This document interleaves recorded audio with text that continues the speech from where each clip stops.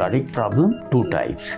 One is blocking of the arteries that is cause the heart attack, and other is electrical problem. Exercise करते हुए बहुत सारे जो youngsters हैं उन्होंने अपनी जान कार्डियक अरेस्ट या हार्ट अटैक के हाथों अपनी जान गंवाई। इसकी कई कारण हैं। सबसे बड़ा कारण तो मैं बोलूँगा कि थोड़ी सी अवेयरनेस भी ज़्यादा है सिचुएशन की। सेकंड, हम किसी भी इंडिविजुअल को डिवाइड करते हैं दो सिचुएशन में, low risk and high risk. There is a group of people, low risk कहते हैं जहाँ कोई रिस्क फैक्टर ऑब्वियस नहीं है, यू नो, तो that person is prone to any kind of such kind of incidents. COVID के बाद से ये केसेस जो हैं ये बहुत ज़्यादा हाईलाइट होकर के सामने आ रहे हैं कि बहुत ज़्यादा मैसिव कार्डियक अरेस्ट लोगों को पड़ रहे हैं और फेटल कार्डियक अरेस्ट होते हैं। तो कोविड क्या एक ट्रिगरिंग एक फैक्टर है इसमें? It's very unfortunate but that is how the Covid has caused the problem. नमस्कार, जागरण मंथन में आप सभी का स्वागत है। मैं हूँ स्मृति रस्तोगी। लगातार जागरण मंथन में हम आपके सामने ऐसी पर्सनालिटीज़ को लेकर के आ रहे हैं जो चर्चा कर रही हैं न केवल टॉपिकल इश्यूज़ जो कि प्रेजेंट सिचुएशन है उससे रिलेटेड, लेकिन जो एक समय की डिमांड है, क्लैरिटी है, नॉलेज बेस्ड कंटेंट, उस पर हमारा बहुत ज़्यादा जोर रहा है। तो इसी कड़ी को आगे बढ़ाते हुए आज हमारे साथ एक और ख़ास मेहमान हैं, पद्म विभूषण डॉक्टर पुरुषोत्तम लाल जी, जो कि इंडिया के, भारत के एक लीडिंग कार्डियोलॉजिस्ट हैं। सर, आपका बहुत बहुत स्वागत है। Thank you sir. पहली बात यह है कि आपने अपने बिजी शेड्यूल से वक्त निकाला, क्योंकि डॉक्टर्स का वक्त निकालना थोड़ा सा बुरा भी लगता है, क्योंकि न जाने कितने पेशेंट्स होंगे जिनको आपकी ज़रूरत होगी, या आपका टाइम बहुत कीमती होगा, जिनके लिए आपका तहे दिल से बहुत बहुत शुक्रिया, बहुत बहुत धन्यवाद। और सवाल सर वहीं से शुरू करती हूँ कि अभी हाल फिलहाल नवरात्र ख़त्म हुए तो अहमदाबाद से एक बहुत बड़ी घटना आई कि एक massive cardiac arrest, fatal cardiac arrest के बहुत सारे लोग शिकार हुए, और एज 13 साल से लेकर के 55 साल, मतलब ये चीज़ बहुत एक स्टार्टलिंग थी। बहुत चीज़ें सामने आई, कुछ ने कोविड से इसे रिलेट किया कि कोविड वैक्सीन का आफ्टर इफेक्ट हो सकता है, कुछ ने ये कहा कि हो सकता है कि प्री एग्जिस्टिंग कुछ कंडीशंस हों, और आईएमए ने भी ये बोला कि आपको डिहाइड्रेशन, क्योंकि गरबा खेलते हैं तो आपको डिहाइड्रेशन नहीं होनी चाहिए, पानी अच्छे से पिएं। आप क्या कहेंगे sir? Well, it was very tragic incidents, लेकिन जैसा कि आपने खुद ही मेंशन किया, मल्टीपल रीजंस होते हैं, और ऐसी घटना के लिए एक बहुत एक्सटेंसिव स्टडी करनी पड़ती है, तब जाकर कोई कंक्लूजन निकाला जा सकता है। हाइड्रेशन कारण या vaccine, COVID, excess of exercise, तो वो मल्टीपल फैक्टर्स हैं, लेकिन ये एक जवाब मेरे मुताबिक नहीं है। तो ये इसको तो बहुत जो स्टडी करके कि कौन सा ग्रुप था, कहाँ से आया था, और जिसको हम कहेंगे थोड़ा सा सैम्पलिंग फॉर द रिसर्च, तो उसमें कुछ ना कुछ पता चलता है, क्योंकि it's very very sad thing whatever happened, and we have to take precautions from future point of view. बिल्कुल, क्योंकि ये एक ऐसी चीज़ थी जिसके लिए शायद ही कोई प्रिपेयर्ड होगा, क्योंकि वो तो एक फेस्टिवल का ओकेजन होता है, खुशी का मौका होता है, और इस तरह से कि 13 साल से 55 साल तक के बीच में अगर लोगों ने अपनी जान खोई तो ज़रूर। और आपने एक बहुत अच्छी बात कही कि हम एक कारण को सब रीज़न्स नहीं बना सकते, हर किसी के पीछे का रीज़न नहीं बना सकते। लेकिन सर, एक और जो चीज़ है डॉक्टर साहब, हाल फिलहाल ये देखा गया है पिछले 3-4 सालों से कि जिम में एक्सरसाइज करते हुए बहुत हेल्दी लोग, जिनका बॉडी वेट बहुत अच्छा मेंटेन्ड है, या जिन्होंने अपनी फ़िटनेस पे बहुत काम किया है, और ख़ासकर सीसीटीवी कैमरास पे ये चीज़ बहुत ज़्यादा कैद हुई है कि भारत में एक्सरसाइज करते हुए बहुत सारे जो यंगस्टर्स हैं उन्होंने अपनी जान कार्डियक अरेस्ट या हार्ट अटैक के हाथों अपनी जान गंवाई। क्या पॉसिबल रीजंस हो सकते हैं डॉक्टर साहब? देखो, ये एक मैटर है बहुत कंसर्न वाला, और ख़ासकर हम देखते हैं कोई भी एक्सरसाइज प्रोग्राम शुरू करते हैं या सिचुएशन जहाँ खुशी का मौका होता है, डांस वगैरह हो जाता है या किसी तरह की भी एग्जर्शन होती है, तो उसमें ऐसे इंसिडेंट्स होना क्यों होते हैं और आजकल उसके इंसिडेंट्स ज़्यादा क्यों है। तो इसके कई कारण हैं। सबसे बड़ा कारण तो मैं बोलूँगा कि थोड़ी सी अवेयरनेस भी ज़्यादा है सिचुएशन की। सेकंड, ये एक एक्टिविटी हमें देखनी पड़ती है कई कारण करके। हम किसी भी इंडिविजुअल को डिवाइड करते हैं 2 सिचुएशन में, वैसे तो 3 में करते हैं, जस्ट टू सिंप्लीफाई मैं 2 कहता हूँ, low risk and high risk.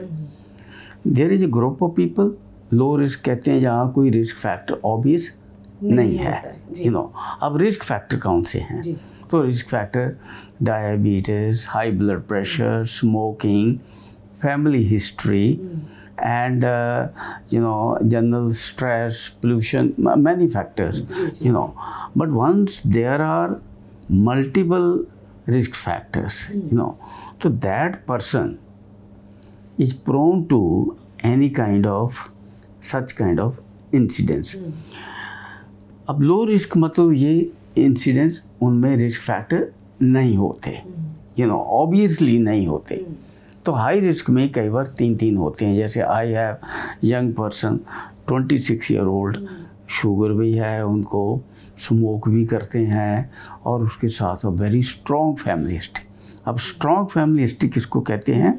जब father, uncle pre mature coronary artery disease, उनकी भी 40 साल 45 साल में सडन डेथ हो जाती है, तो वो एक हाई रिस्क सिचुएशन है।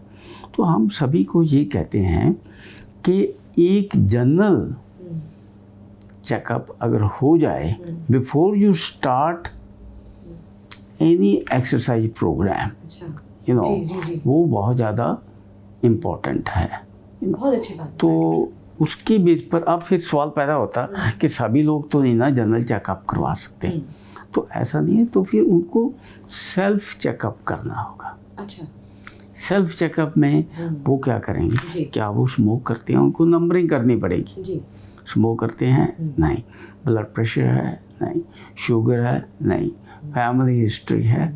ये तो वो अपने आप भी देख लेंगे कि भाई मेरे में तो रिस्क फैक्टर बहुत है, काम करते हैं, life is very fast, exercise करने को टाइम ही नहीं मिलता, ओवरवेट है, जंक फूड खा रहे हैं। जंक फूड खा। आपको पता है कि अगर किसी का आइडियल वेट हो, तो वो कैसे होगा? With proper exercise and diet programme. तो इनसे ही 40-50% of the cardiac problem can be prevented. पर अभी आपने बोला कि जब किसी का आइडियल वेट भी होता है, जिम में जाते हैं and then they suddenly fell down, तो उनमें ये स्टडी करनी ज़रूरी होती है।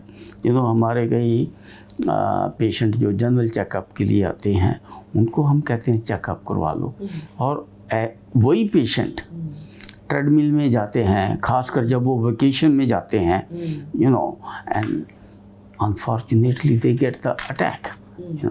तो ये चीज़ कोविड से पहले भी होती थी, बिल्कुल, ये नहीं है कि अब हो रही है, पहले भी होती थी।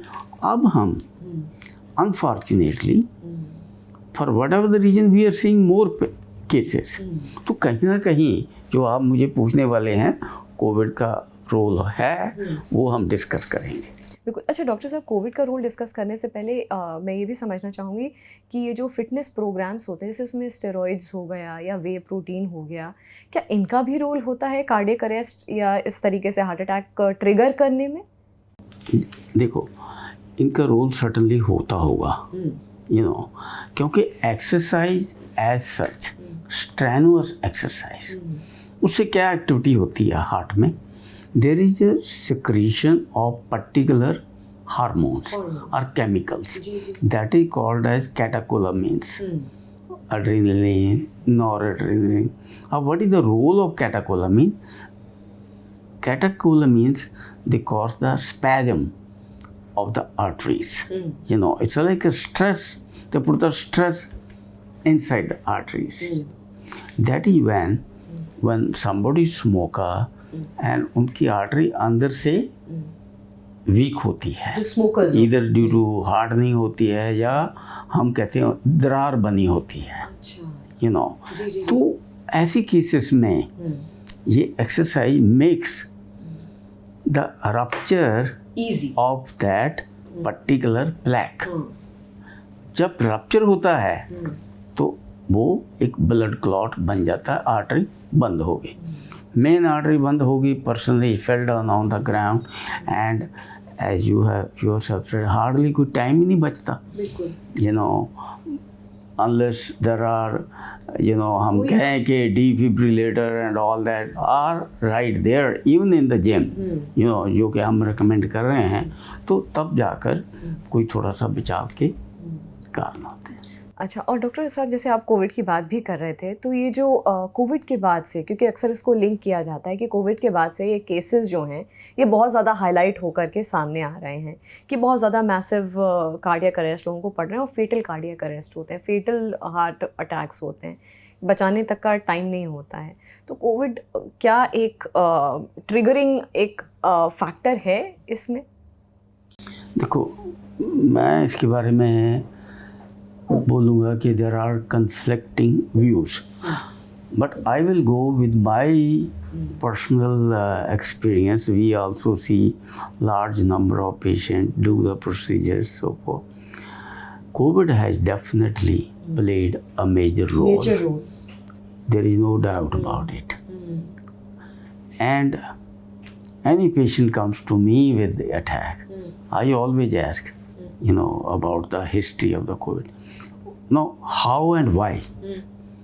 COVID had created the inflammation in the arteries.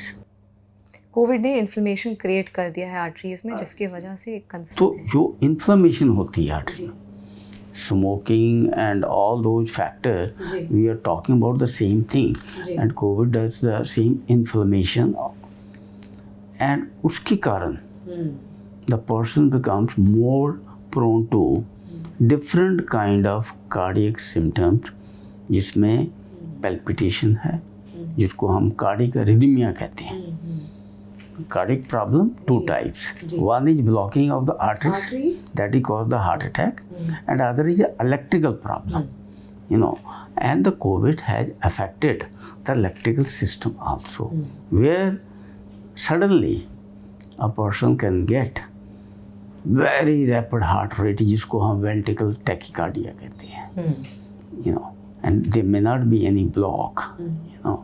So that is also has become the reason for it. It's very unfortunate, but that is how the COVID has caused the problem.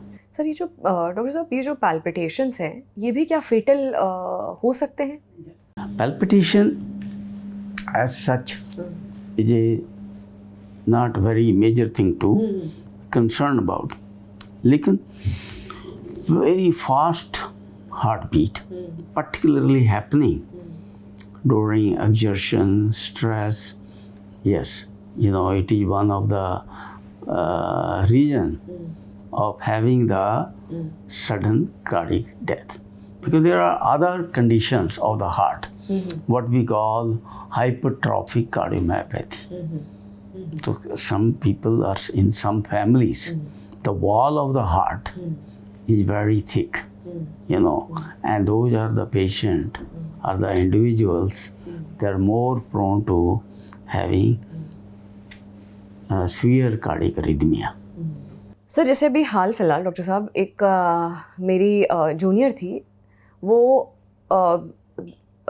25-26 साल की doctor साहब, और अचानक से वो घर गई office से, तो उसको चेस्ट में पेन उठा, तो उसने बोला हो सकता है कि मैंने टाइमली अपना खाना ना खाया हो, तो जिससे मुझे हो सकता है गैस्ट्रिक हो गया हो. थोड़ी देर उसने सहने की कोशिश की, उसके बाद जब उससे नहीं कंट्रोल हुआ, उसने बोला कि कुछ समझ में नहीं आ रहा है क्योंकि मेरे हाथ में नमनेस आ रही है. मैं डॉक्टर के पास अपने आप ऑटो करके वो डॉक्टर के पास पहुंच गई, हॉस्पिटल पहुंच गई. डॉक्टर ने बताया कि आपको माइल्ड कार्डियक अरेस्ट आया है और उसको एडमिट कराया. लेकिन जब तक उसको एडमिट कराया तब तक वो सेकेंड उसको कार्डियक अरेस्ट आया. सेकेंड हार्ट अटैक आया, वो और मैसिव था, बट थैंकफुली उसको बचा लिया गया। तो मेरा ये सवाल है डॉक्टर साहब कि कैसे समझ में आए कि ये कार्डियक अरेस्ट है या ये हार्ट अटैक के सिम्टम्स हैं, कैसे समझ में आए और तुरंत उसका क्या समाधान है कि मतलब अच्छा ये हुआ है हमें, हम कैसे उसको तुरंत खुद से कैसे हम अपने आप को कंट्रोल करें? एक बड़ी डिफ़िकल्ट सिचुएशन होती है। हमारे पास कई बार बच्चे लोग आए हैं एट द एज ऑफ 14 साल के, और एक बच्चा मैं बताता हूँ कि वो कई बड़े बड़े हॉस्पिटलों में जा आए थे। जी जी। तो उसको मोस्टली ही गॉट डायग्नोस्ड मस्कुलर पेन, क्योंकि it the index of suspicion. जी। सोचना भी 14 साल के बच्चे को ये मसल पेन होगी एंड ऑल 14 इयर्स के बच्चे हाँ को डॉक्टर 14 साहब। एंड एटावर से पेशेंट था। तो हमने उसके हम ये हमेशा ये कहते हैं कि particularly in girls or ladies, we should never take the things lightly, because in girls, ladies, the problem, before certain age, before like 40s, जब मेनोपॉज नहीं होता है उससे menopause पहले। नहीं होता। जी जी तो उस समय प्रोटेक्शन होती है हार्मोनल। जी। But then there is a certain group of people, despite all that, the sudden cardiac problem can happen. Again, genetic reason, sometimes silent diabetes mellitus, sometimes some inflammatory disease, and sometimes हमें नहीं भी पता होता। तो एक doctor को कभी भी किसी भी डिस्कम्फर्ट को लाइटली नहीं लेना चाहिए। तो वो 14 साल के बच्चे की बात करता था, तो हमने पूरा उसका चेकअप किया। उसके लेफ्ट मेन में ब्लॉक था। तो बहुत पुरानी बात है, 10-15 साल, अब पेशेंट ही डूइंग फाइन। वो ऐसा ब्लॉक था विच अगर उसके कारण अटैक होता तो बचने की चांसेस कम होते। जी। तो these are not very common, लेकिन ऐसे केसेस को हमें लाइटली नहीं लेने चाहिए। मगर डॉक्टर साहब कब पता चले कि ये कार्डियक सिम्टम्स में, जैसे कि किसी भी इंसान को दर्द हो रहा है, कब वो आइडेंटिफाई करे कि ये एक नॉर्मल गैस्ट्रिक पेन है या एक स्ट्रेस का पेन है या ये एक माइनर अटैक की वार्निंग आ गई है? मतलब कब पता चले? देखो, जब तक हम कोई टेस्ट नहीं करते तब तक तो टोटल इन टोटलिटी हमें इंडिविजुअल को सुनना पड़ता है। किसी की सर्वाइकल स्पॉन्डिलोसिस होती है, पेन नेक, किसी की पेन नेक में होती है, आर्म में जाती है, जिसको हम रेडिकुलर पेन कहते हैं। हैवी इन द चेस्ट होता है, लेफ्ट की बजाय राइट में होती है, या sometime there is a discomfort only in the jaw, तो ऐसे पेशेंट भी हमारे पास आते हैं, particularly during mid of night, कि प्योर गैस प्रॉब्लम, कहते ये भी हमने एंटासिड ले लिए, ये प्योर गैस प्रॉब्लम। तो आई थिंक हमें सारी चीज़ को समझना होता है कि क्या कंपनी कोई स्वेटिंग है, घबराहट है, फैमिली हिस्ट्री है, सब ये एक थोड़ा सा इवन हिस्ट्री सुनकर अच्छी तरह अंदाज़ा लग जाता है 80% ऑफ द टाइम कि ये मस्कुलर है या गैस के कारण है या कोई पिंचिंग ऑफ द नर्व है। तो ये एक आइडिया लग जाता है। यहाँ थोड़ी सी भी डाउट हो देन फर्दर टेस्टिंग, ECG होती है, ब्लड टेस्ट होते हैं, एंड देन ECG को कई बार सेकंड टाइम भी करना पड़ता है। मगर पेशेंट को कैसे पता चले? कोई मिड ऑफ द नाइट सो रहा है डॉक्टर साहब, उसको कैसे पता चले कि ये एक नॉर्मल मस्कुलर पेन नहीं है या ये गैस्ट्रिक अटैक नहीं है? Sudden onset of any discomfort जो कि 10-15 मिनट से ज़्यादा रहता हो, भले वो गैस्ट्रिक, आपको डॉक्टर को दिखा लेना चाहिए। उसके बारे में टेलीफोन पर डिस्कस कर लो। We all doctors are available on the phone and it can be discussed. बहुत बार फ़ोन आते हैं इतने फ़ोन आते हैं, जब भी कोई कहता है जी मेरे हाथ में टिंगलिंग हो रही है, पर्टिकुलरली जब किसी का नियर डियर वन को हार्ट की प्रॉब्लम होती है 1-2 दिन पहले, तब जो वो anxiety reaction it comes in वो नेचुरली, एग्जैक्टली। तो हमें फिर फुल हिस्ट्री लेनी पड़ती है, कब से हुई, कब खाना खाया, आपके किसी फ्रेंड को हुई, तो वो खुद ही पर्सन बताता है जी वो मेरा एक दोस्त था, उनको अचानक हुआ, तो ऐसे बिल्कुल ये एंग्जाइटी वाला भी होता है। हाँ। अच्छा डॉक्टर साहब, ये कोलेस्ट्रॉल का एक बहुत बड़ा रीज़न बोलते हैं कि क्योंकि ऑब्वियसली इतने स्टडीज़ रहे हैं, कोलेस्ट्रॉल एक बहुत बड़ा फैक्टर माना जाता है। तो डॉक्टर साहब, गुड कोलेस्ट्रॉल और बैड कोलेस्ट्रॉल भी है, तो उनके बीच में क्या डिफरेंस है, पहली बात है। और गुड कोलेस्ट्रॉल किस तरीके से बॉडी को अच्छा कर सकता है, या और बैड कोलेस्ट्रॉल किस तरीके से हमको अवॉइड करना चाहिए? 3-4 सवाल हैं एक ही सवाल में। खैर, आपको तो एक डॉक्टर से भी ज़्यादा पता है। हाँ, तो देखो ऐसा होता है कि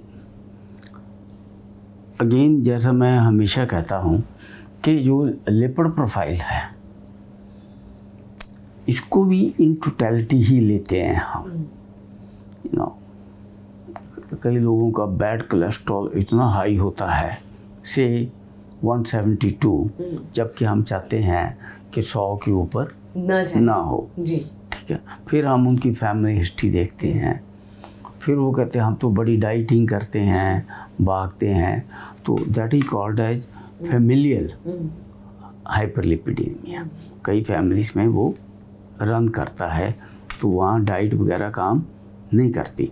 तो हमें देखना पड़ता है कि what is the reason of good cholesterol.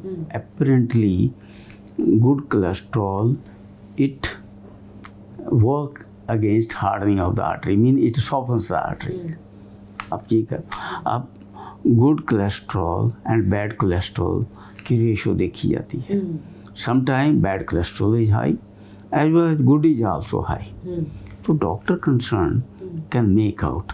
Now I in my practice, हम जल्दी जल्दी किसी को मेडिसिन नहीं देते हैं। हाँ, तो क्यों कि मेडिसिन एक बार दो तो medicine doesn't work for nothing. It works at the level of liver, creates the issues, muscle weakness and so forth. जहाँ देनी पड़ती है वहाँ देते भी हैं जी। तो ये सारी चीज़, शुगर में वेट कितना है, उनका लाइफस्टाइल कैसा है, तो ये सभी चीज़ देखकर फिर उसकी वैल्यू। तो कई बार हम क्या करते हैं, वहाँ high level of bad cholesterol, उसके साथ साथ आजकल हम देखते हैं अल्ट्रासाउंड करते हैं, fatty infiltration of liver very common, और लिवर फंक्शन टेस्ट भी थोड़े से हाई होते हैं। अगर हम स्टैटिन्स द मेडिसिन जिससे हम कोलेस्ट्रॉल लो करना चाहते हैं, तो वो लिवर को साइड इफेक्ट होता हार्म करती है। तो सारी चीज़ को देखने के लिए sometime when there is I would call patient is relatively high risk, तो ऐसे केस में कई बार हम सीटी कॉर्नरी एंजियो करते हैं। सीटी कॉर्नरी एंजियो से हमें पता चलता है कि आर्टरी की कोई थिकनिंग है, कितना कैल्शियम है, उससे हमें एक आइडिया लग जाता है कि we must give the medicine. Doctor साहब, गुड कोलेस्ट्रॉल क्या होता है और बैड कोलेस्ट्रॉल क्या होता है? देखो, गुड कोलेस्ट्रॉल जिसको हम HDL कहते हैं, high density lipoprotein. LDL bad cholesterol जिसको लो डेंसिटी लाइपोप्रोटीन। सो LDL जितना ज़्यादा होता है that creates plaque formation, mean thickening of the arteries, जिसको हम कहते हैं एथेरोस्क्लेरोसिस। उसको काउंटर करने के लिए HDL होता है, जो कि गुड कोलेस्ट्रॉल होता है, जो कि गुड कोलेस्ट्रॉल। तो वो जो हार्डनिंग है उसको सॉफ्ट करते हैं। हमारे पास देखा है मैंने, जो जिनको कॉर्नरी आर्टरी डिजीज़ होती है उनका HDL बहुत केसेस में बहुत लो होता है,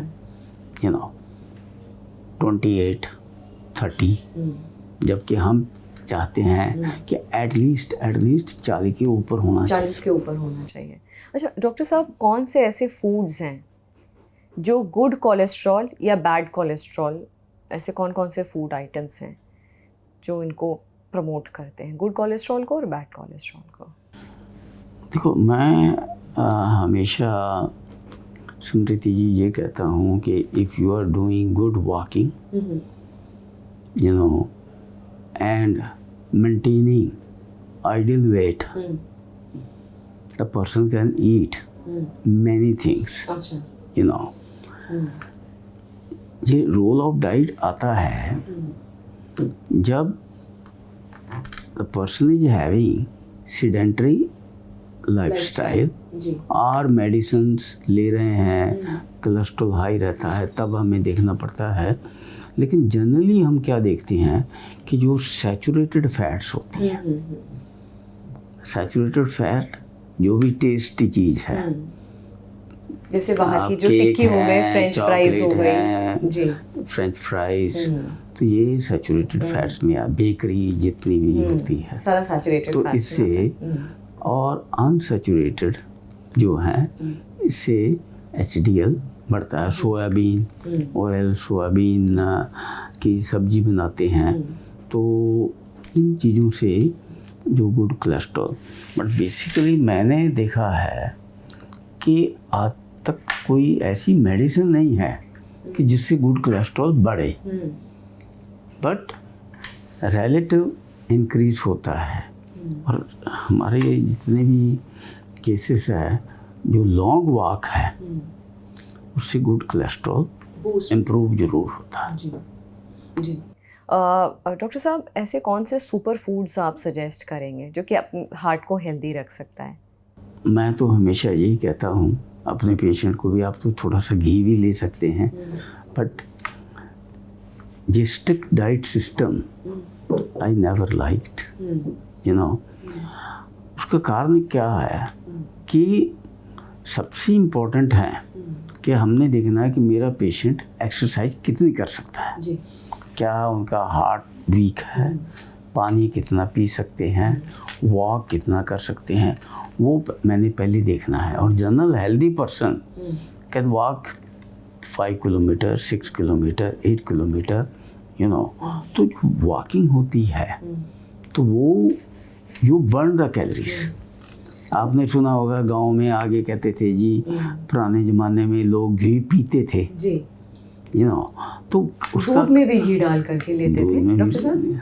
हाँ बिल्कुल, तो उसका कारण यही था कि वो वॉक करते थे जी, काम करते थे जी, वो चीज़ बर्न होती थी। अगर बर्न होगी तो क्या होगा, ताकत पैदा होगी, बिल्कुल, कैलोरीज पैदा होंगी, जी।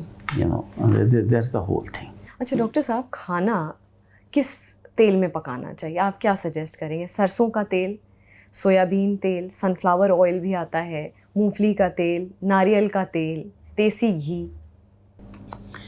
जितनी चीज़ें आपने गिना दी मैं तो इतना बोल भी नहीं पाना था, लेकिन ये कोई भी जो है अब हमें हमारे पेशेंट ही गाइड कर देते हैं कि मैं ये सरसों का तेल यूज़ करूं, जब तो हम कहते हैं भी जो भी आपको दोनों में ठीक लगता।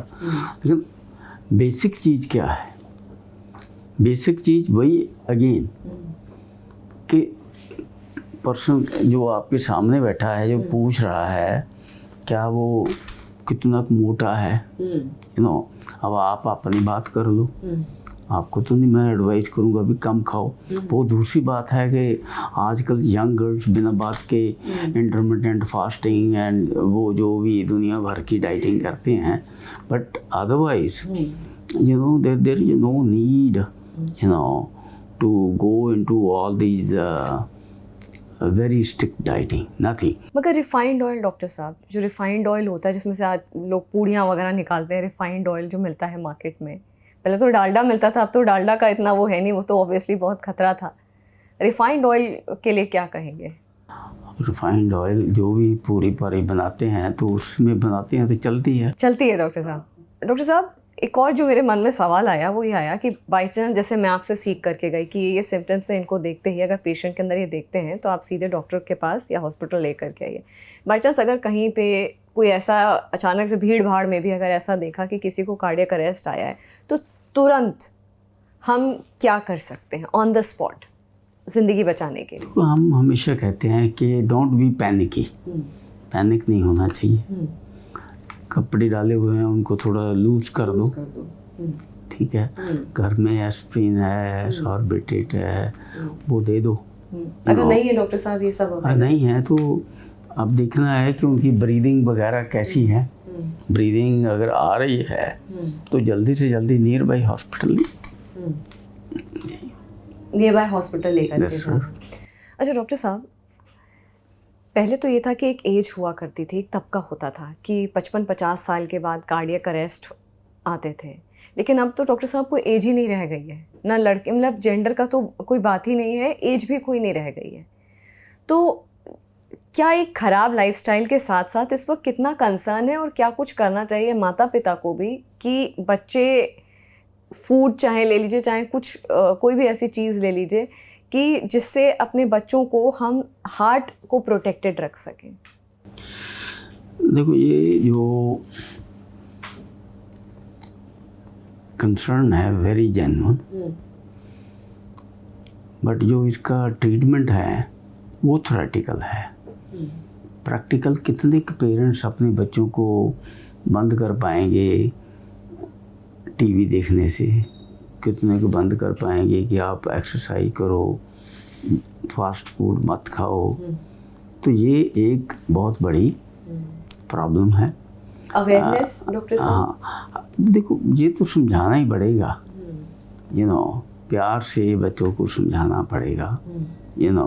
अब सम पेरेंट्स आर लकी जहाँ बच्चों को खुद ही बहुत स्टिमुलेशन होती है कि मैं भागूं, मैं एक्टिव रहूं, बट ज़्यादातर तो यही होते हैं ना कि कितने घंटे 8 घंटे वीडियो गेम्स खेलते हैं और बच्चे आजकल जो हैं ओवरवेट ज़्यादा मिलते हैं।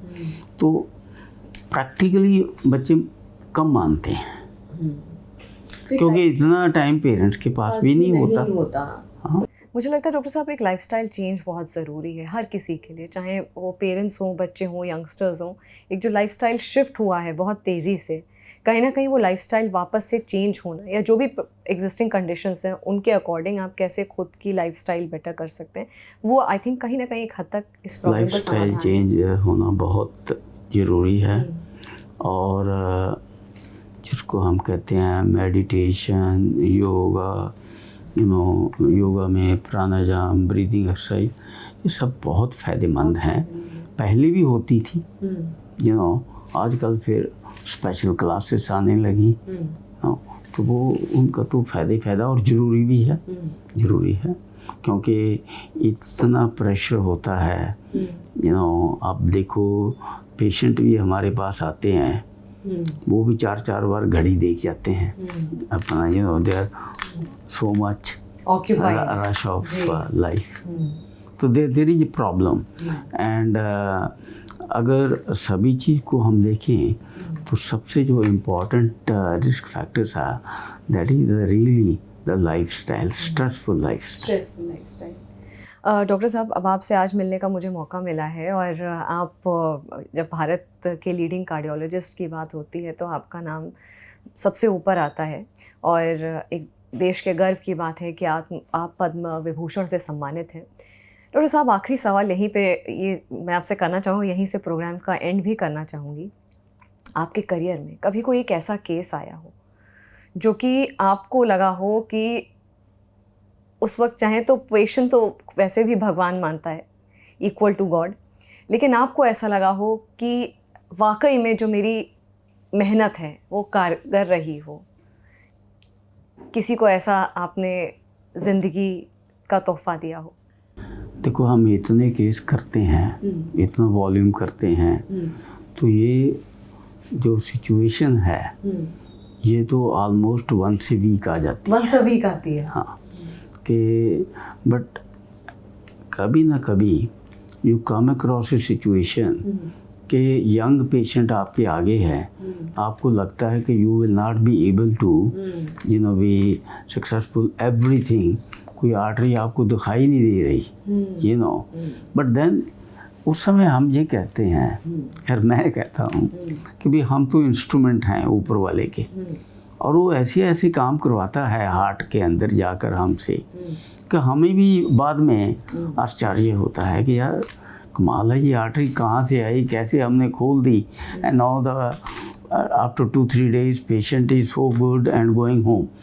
तो यही हमारी ताकत है और इसी से हम आगे चल रहे हैं, और यही एक कारण था, वन ऑफ द रीज़न कि हम भारत वापस आए अमेरिका 17 ईयर्स लगाकर कि क्यों ना अपने पेशेंट को, लो मिडिल क्लास लोगों को, ऐसे जो कि गांव में बीड़ियाँ वगैरह पीकर 30 साल की उम्र में मैसिव हार्ट अटैक से आते हैं, उनको एक उसी समय sooner we do best it is, so we do our best, and ऐसी सिचुएशन आती ही रहती है क्योंकि यू जस्ट फील कि how this happened.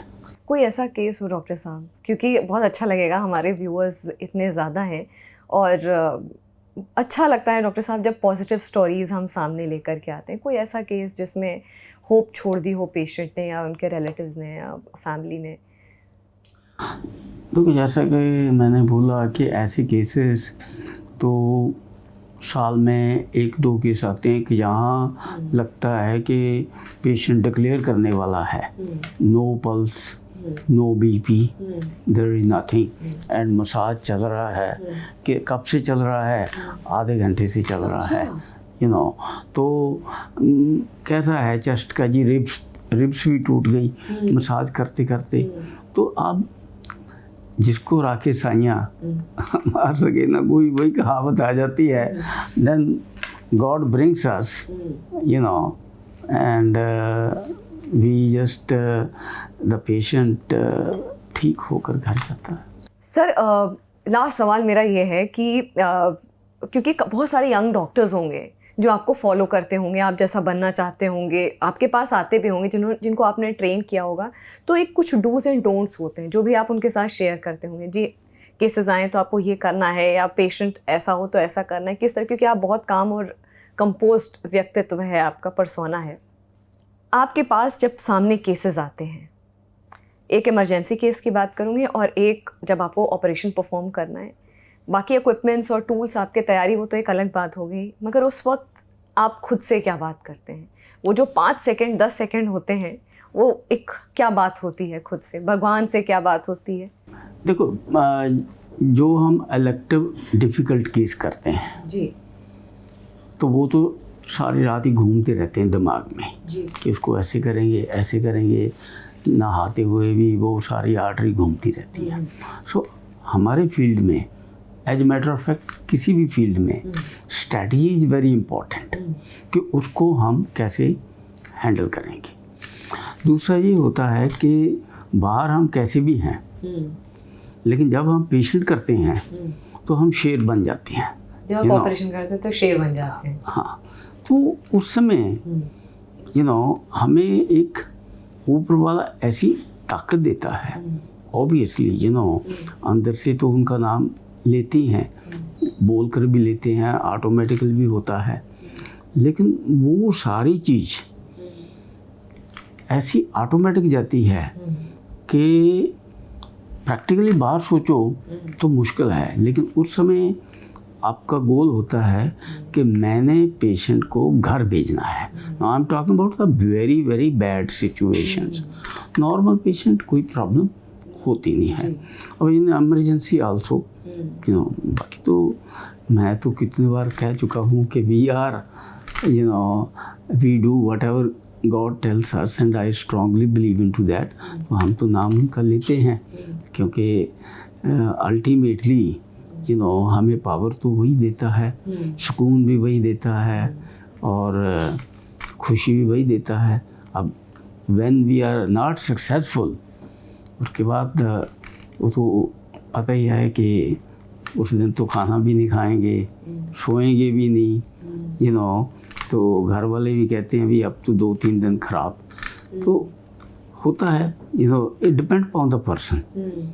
I at my level कई बार मैं सोचता हूँ मुझे डॉक्टर नहीं बनना चाहिए था, I am so sensitive, but मेरा एक ही लेसन है when you talk about the young doctor और एनी डॉक्टर, कि अगर आप पेशेंट को एज के मुताबिक रियली अडॉप्ट कर लो, you can seldom go wrong, you know, क्योंकि हर चीज़ अगर आपके फादर की एज का है उसको फादर मानकर करो तो things will be fine. Thank you so much doctor साहब। श्योर। आगे फिर से मैं आपसे टाइम लेकर के एक और इंटरव्यू आपके साथ करना चाहेंगे, क्योंकि आधे घंटे में या 45 मिनट में इतना सारा, इतने सालों का एक्सपीरियंस है, इतनी सारी बातें सीमित नहीं कर सकते। लेकिन ये जो इंटरव्यू है ये बहुत हेल्प करेगा बहुत सारे लोगों के लिए। Thank you so much doctor साहब for thank you sparing your time. You are not less than a cardiologist. आपने भी यू नो बहुत बढ़िया सवाल पूछे, प्रैक्टिकल सवाल पूछे। Thank you so much. Thank you doctor साहब। फिलहाल जागरण मंथन में इतना ही, मुझे दीजिए इजाज़त। नमस्कार।